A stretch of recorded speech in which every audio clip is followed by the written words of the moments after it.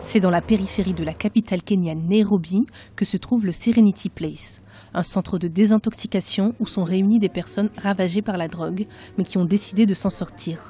Elisabeth Ndiema, 25 ans, a rejoint le centre il y a 4 semaines après avoir pris conscience de son addiction à l'alcool.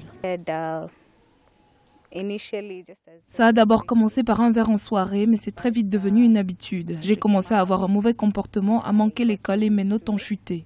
Un soir, alors que je rentrais et que j'étais saoule, j'ai eu un accident et je m'en suis sortie avec des cicatrices sur le visage. C'est à ce moment-là que j'ai décidé de demander de l'aide.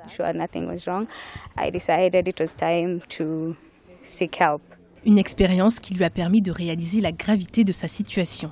Avec l'aide de sa mère, elle se dirige vers le Serenity Place pour mettre fin à son addiction. Pour $600 par mois, le centre de désintoxication accompagne les patients hospitalisés dans un long processus de guérison. Le centre de réhabilitation est indispensable pour les toxicomanes.